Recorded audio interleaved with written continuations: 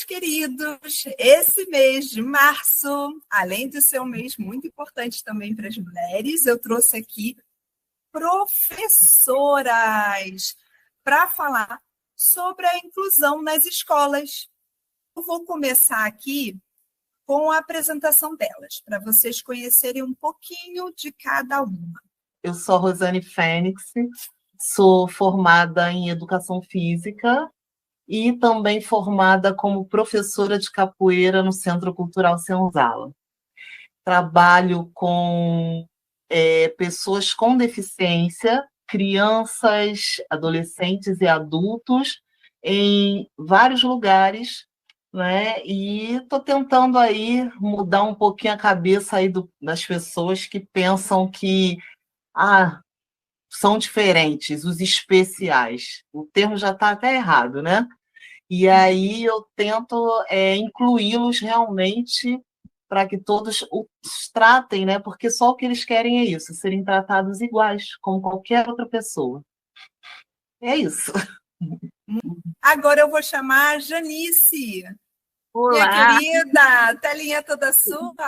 Vai lá. Tudo bem com vocês? Só tenho a agradecer em participar desse momento tão especial, né? Da gente falar de educação especial, que é algo que é tão importante, que está em foco hoje, né? Porque a gente vê tantas crianças com transtornos e pais também precisando de ajuda. É um conjunto de situações para uma sociedade doente e que a gente precisa trabalhar e explorar o que a gente tem como inclusão, né? E meu nome é Janice Maria, né? Pinto Ribeiro. Eu comecei há 10 anos atrás, trabalhando com a educação especial, fiz uma pós em psicopedagogia, pedagogia também, e comecei a gostar muito dessa área, porque eu fui convidada pela diretora do colégio, onde eu estou até hoje, né? E para participar, para ajudar umas crianças que estavam precisando na época. E aí eu me apaixonei, porque eu fiquei com um menino que era cadeirante, e eu comecei a aprender tanta coisa bonita com ele, e ver quanto valor nós temos, independe da nossa condição. Foi isso que me levou à inclusão, né? Foi o amor em ver que eu podia ser um instrumento de melhorar a vida daquelas crianças. Foi isso que eu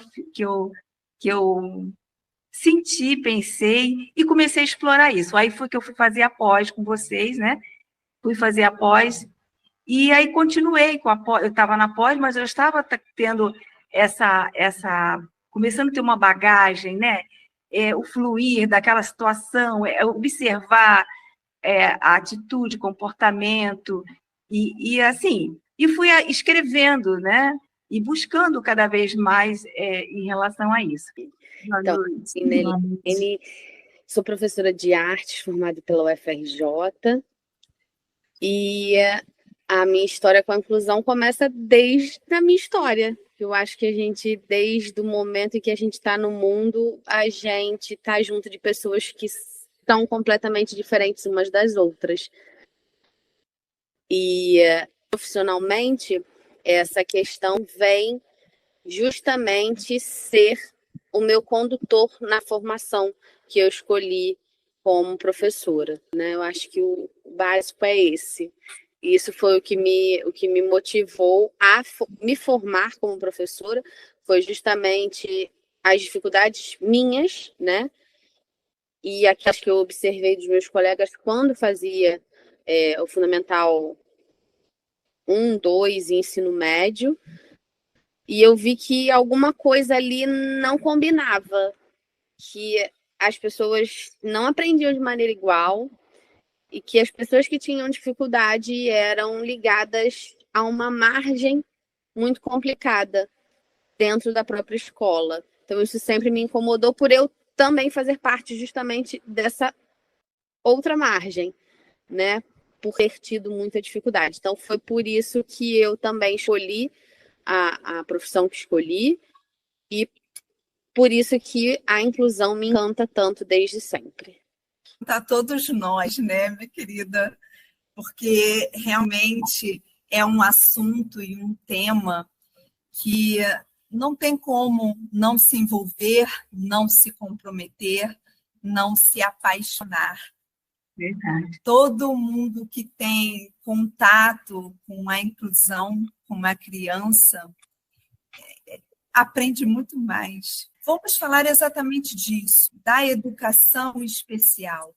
Nós sabemos que hoje em dia não existe uma escola específica para determinado síndrome, ou cegueira, né, ou surdez, ou transtornos, ou seja eles de aprendizagem, ou seja eles do neurodesenvolvimento. Nós precisamos acolher-nos, a todos. E eu sinto que desde a Declaração de Salamanca, em 1994, né, muito tempo atrás, ainda não saímos do lugar, ainda estamos enfrentando, tanto do lado institucional quanto do lado governamental, falta de recursos, falta de conhecimento, principalmente a falta de conhecimento. E é por isso que a gente está aqui hoje, para dar um pouquinho de conhecimento inclusivo para essas mães, para as escolas, para outros professores, que a gente consiga entender que a inclusão não é um bicho de 7 cabeças, e sim uma forma diferente de viver, uma forma diferente de aprender. E que com o conhecimento nós vamos voar e vamos fazer essas crianças voarem também. Então, o que eu vou perguntar para cada uma de vocês agora é o seguinte: dentro desse triângulo relacional de dar assistência para o nosso aluno de inclusão, de dar assistência também para essa família que tem a sua demanda, né, urgente ali, de acolhimento, de tudo. E, contrapartida, nós temos também a instituição, a escola, que também tem a sua demanda, também tem as suas preocupações, e nós, professores, ficamos aí fazendo essa intermediação. Como vocês conseguem? Tá?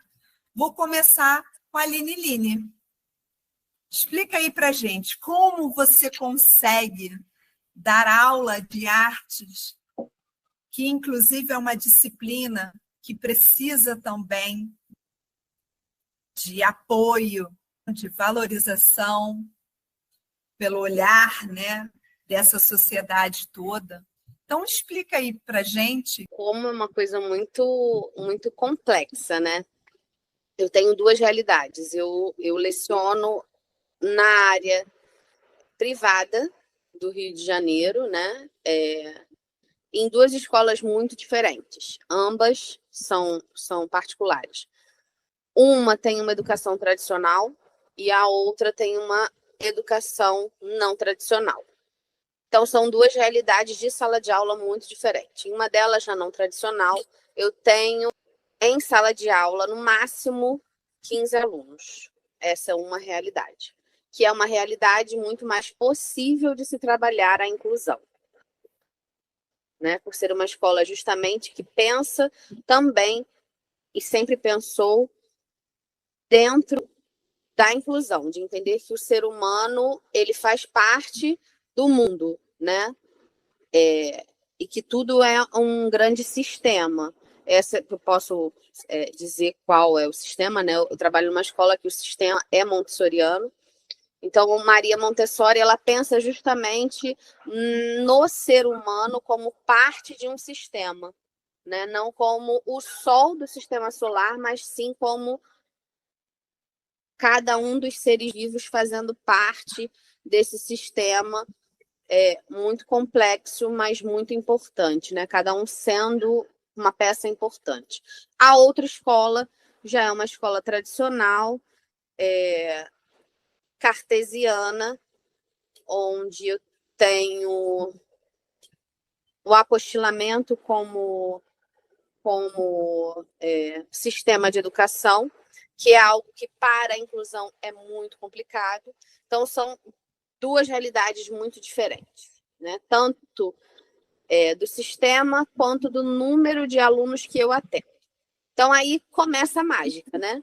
Quando eu falo da inclusão em uma turma com, no máximo, 15 alunos, eu falo de uma educação mais ativa, né? Eu falo da possibilidade de poder estar com os meus alunos, todos eles, né? Apesar de ser aula de artes, e a gente saber que cada vez mais essas disciplinas que ampliam o olhar e o horizonte do ser humano estão cada vez sendo mais achatadas pelas modificações no sistema educacional brasileiro, eu tenho apenas 40 minutos para dar essa aula.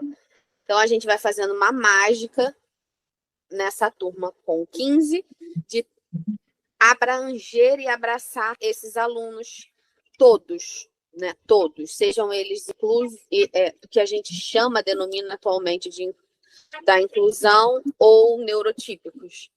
E na outra escola, aí é a mágica mesmo. Porque quando você fala de 40 minutos para você dar conta de muitas páginas de uma apostila,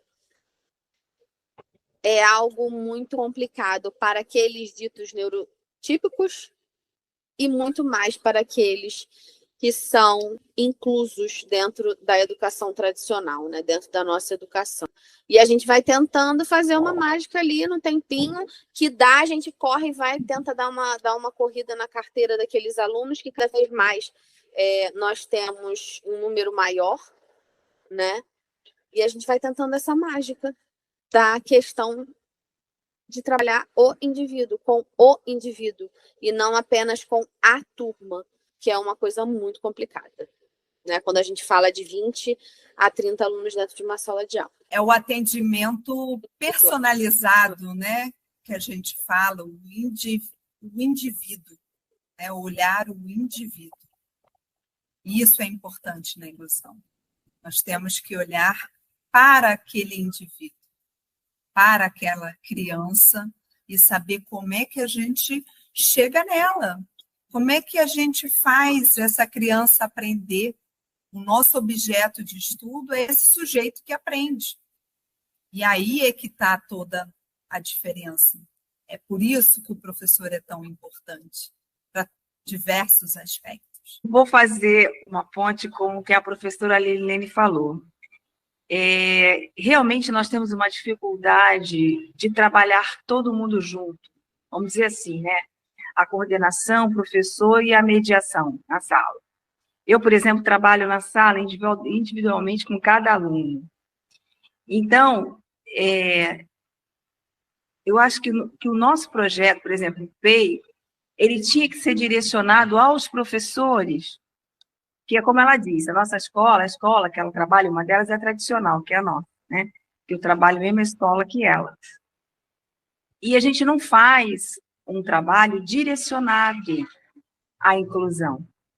A gente tem o trabalho, né? Tá ali, a gente faz, a gente executa o que é dito para a gente executar, mas a gente não há uma elaboração no projeto para dizer qual é a função do professor estar junto comigo e a coordenação estar junto comigo, para a gente fazer um trabalho em conjunto. Não há isso ainda, é isso que a gente precisa mudar.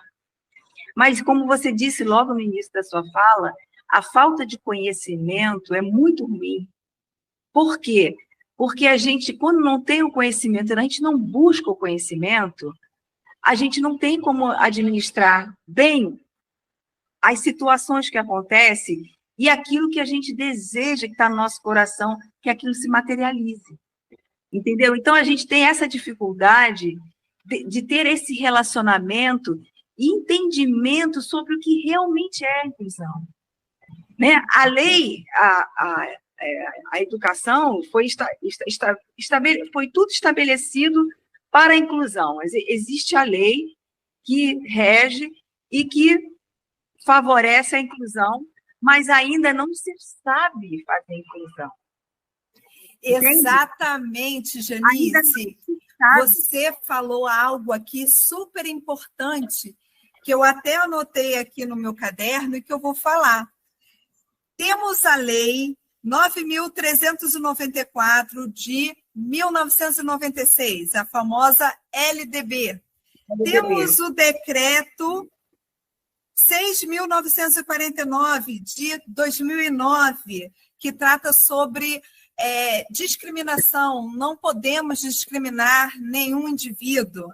Temos a Lei 12.764 de 2021, que fala sobre o TDAH e a dislexia.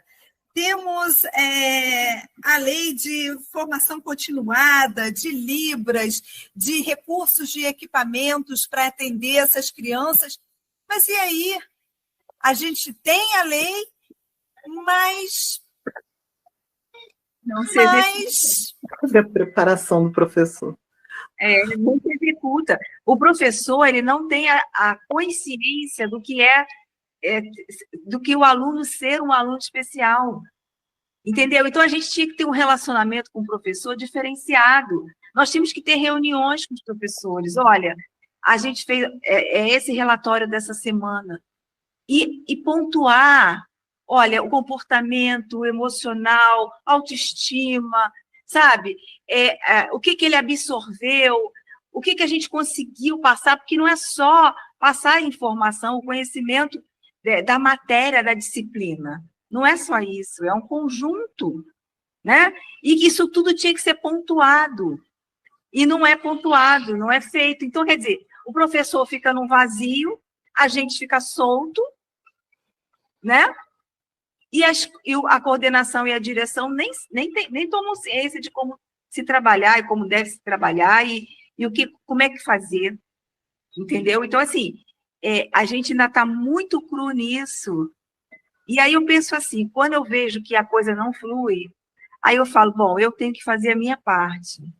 E eu tenho que fazer a minha parte bem feita. Eu vou estudar, toda vez que eu estou com um aluno, eu sempre vou ler aquilo que eu preciso para o perfil daquele aluno.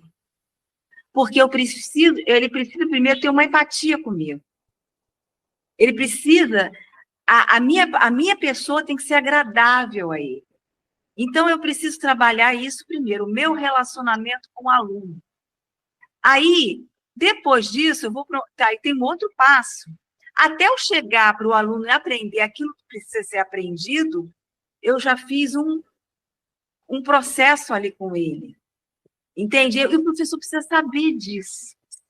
Ele precisa saber que a gente não senta ali e não faz nada, não. A gente senta ali e observa tudo que está acontecendo. Principalmente no aluno que você está mediando. Por quê? Porque você vai precisar fazer, mesmo que você não apresente nenhum relatório na escola, e para ninguém, você faça o seu. Porque você vai estar aprendendo. Porque a gente aprende todo dia. Todo dia eles falam uma coisa nova que você não sabia que eles sabiam e que você também não sabia. Então, você vê que você não sabe nada. Você tem que estar todo dia aprendendo. O aluno te ensina, o professor te ensina, o outro colega te ensina, e assim vai, né? Então, assim, aí eu procuro ver esse lado positivo. Eu não fico pensando no lado negativo. Mas eu sempre dou uma pincelada. Quando eu converso com a coordenação, eu sempre falo alguma coisa nesse nível de buscar essa intimidade, esse relacionamento, entendeu? Que a gente possa entender o aluno, e eu acho até que não só os alunos de inclusão, mas todos os alunos. Muito bem. Realmente você ressaltou aí a importância de uma anamnese, de um contexto histórico familiar, para que realmente você tenha ferramentas suficientes. Até para pesquisar ferramentas suficientes, porque a gente precisa pesquisar para poder trabalhar. Porque a gente nunca sabe, como eu falei, a gente não sabe nada. Porque cada caso é um caso. Não é? Verdade, cada caso é um caso. Cada pessoa é única. É única. E a pessoa, a vida de cada um é muito importante, porque tem que ver como a pessoa vive. Tem criança que tem Down e parece que não tem. Tem criança que tem Down e que, coitado, é do mesmo grau, mas vive abandonado. Os pais não estão nem aí, deixa com o babá. E, assim, há uma diferença muito grande quando os pais se dedicam, né? Querem... O envolvimento familiar, né? Nesse processo de educar. Isso é muito importante, gente. Até para ajudar a gente a trabalhar, porque quando a criança vem mais ou menos pronta, mesmo sendo especial para a gente, é muito mais gostoso de trabalhar, porque você consegue fazer com que a criança entenda e você ainda consegue fazer com que ela busque raciocinar o que ela está dizendo, o que está acontecendo, sabe? Porque eu puxo muito pelo aluno. Está vendo o que a professora está falando? Olha o que ela está falando, é importante a peça saber disso. Vamos dar uma pesquisada, porque eu não tenho total experiência sobre o que ela está dizendo. Vamos pesquisar? Aí eu pego meu celular, aí a criança, que é o aluno que eu estou agora, lê comigo e é verdade. Muito legal. Entendeu? Você enfatiza aquilo que você está querendo, a atenção dela, o que a pessoa... Ela precisa ter uma noção do que está se passando em volta dela. A gente precisa criar isso no cérebro dessas crianças. O que está se passando, o que está acontecendo, mesmo que ela não entenda nada. Mas a gente precisa fluir para ela. Né? Então, assim, eu acho que a gente é um grãozinho de areia, a gente não é nada, mas a gente pode se tornar tudo na inclusão. E pode ser até que no futuro, assim como você abriu essa live para a gente poder expandir isso, que eu achei isso muito interessante, você fazer isso, e assim, a gente pode expandir isso e fazer com que as pessoas compreendam a necessidade de trabalhar a inclusão. Resumindo, Janice, a sua fala, 3 palavrinhas: educação, conhecimento e empatia. Empatia. Muito importante isso. E, acima de qualquer coisa, respeitar. Isso. Respeitar a opinião, respeitar aquela dificuldade. As limitações. Respeitar as limitações. Verdade. Isso é que é o verdadeiro sentido de incluir. Vamos